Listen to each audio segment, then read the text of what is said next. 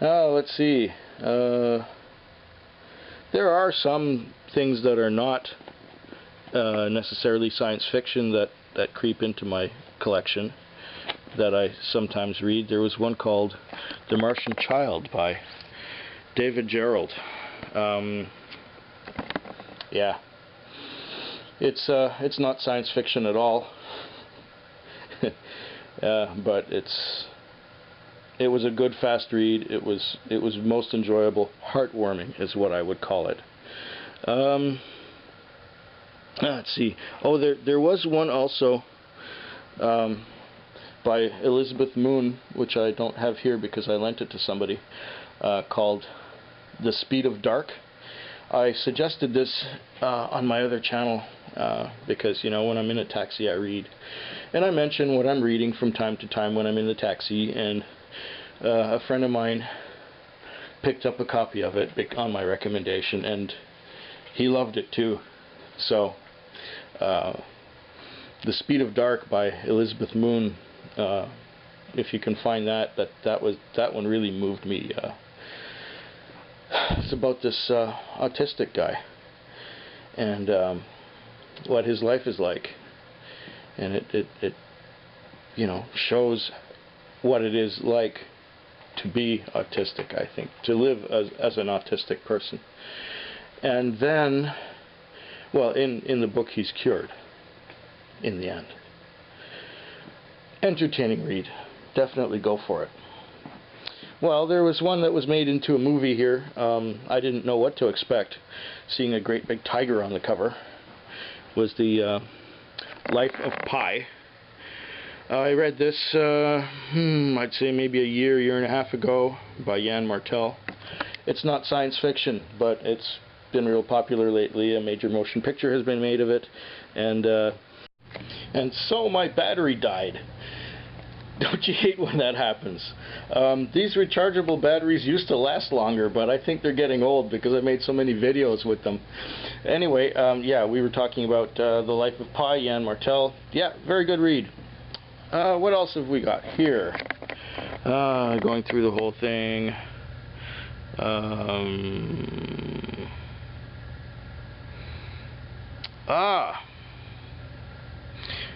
John Varley, Red Thunder.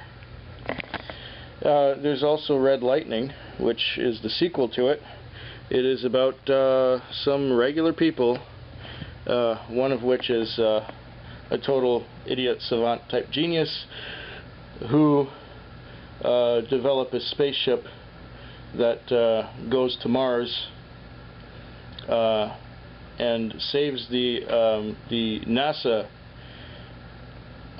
astronauts who also went to Mars, but they had some difficulties which the genius figured out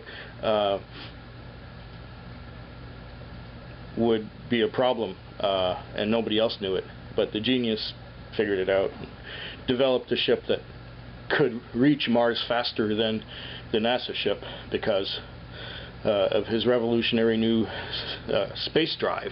So yeah, that is brilliant, entertaining reading. I recommend John Varley 300%. Of course, you know, you come across some stinkers too. And which one do I remember that I can't remember at all? I have to think here. There was one or two that were a big disappointment. Oh, yes. Peter F. Hamilton, Judas Unchained. You know what? It's a thick book. It's a thick and heavy read. It's almost 1,000 pages long. I don't remember any of the 1,000 pages I read. I'm sorry, you know, there's some people who like Hamilton, but I'm getting kind of cold towards his stuff. I have a book I'm about to start reading. In fact, I read the first page of the prologue. The Dreaming Void, also by Peter F. Hamilton.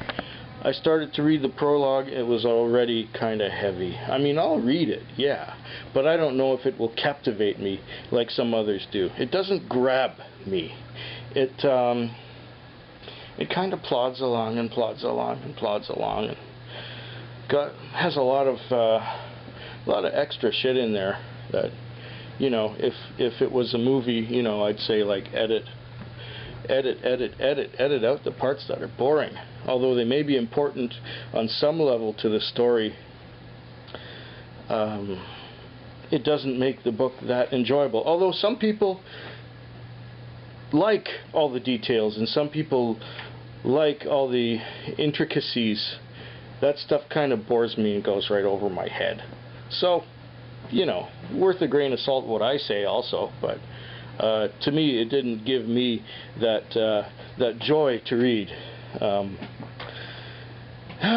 now we're going back in time a little more, and you know, I got to remember what I read like a couple of years ago. Mind Scan, Robert J. Sawyer. Yes, Robert J. Sawyer's Mind Scan, one of his better ones. Basically, the Mind Scan is like this. They scan a person's mind and put his mind and his entire being into an artificial robot body. And there's one guy who has a disease. It's a terminal disease, and so he wants to have the process done, and because he's rich, he can afford it, he has the process done. And then he finds out that the disease he had could have been cured. In fact, it was cured, because his original body was sent to the dark side of the moon to live out the rest of his life. Yeah. It's a little fanciful, but that's what science fiction is, isn't it? Okay, let's see. Do I have something else here that... Oh, yes. S.M. Stirling, once again, Dies the Fire. I highly recommend this one. I say, you know, the whole series. The whole series is excellent. It's about the electricity all gets turned off all over the world, all at the same time, and everybody has to cope with that, and they go to a pre-industrial kind of society.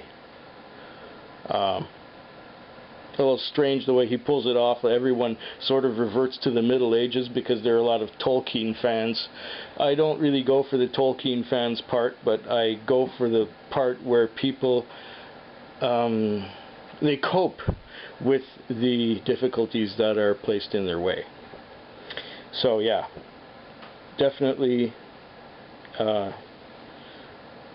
worth a read. You know, even though I really enjoy Robert Charles Wilson, I don't remember anything what happened in this one, and it's an autographed copy. I don't remember a thing that what happened in this one, but there was another one here by the same author called Darwinia. Yeah, that was a good one. That had to do with another alternate history where Europe was removed from the Earth, and this other continent called Darwinia took over. Ended up being in the same spot. And did I mention John Varley? Yes, I did. I mentioned his Red Thunder and Red Lightning. Another good one to read. One that really got me. Mammoth. Yeah. Basically what happens is they take a frozen mammoth and clone it. But they also travel through time to go to see real mammoths. And it's one of those, you know, zoological stories that... yeah, fascinating stuff. I love that. I love time travel and, you know, cloning aliens and cloning extinct species, and that's fascinating, great stuff.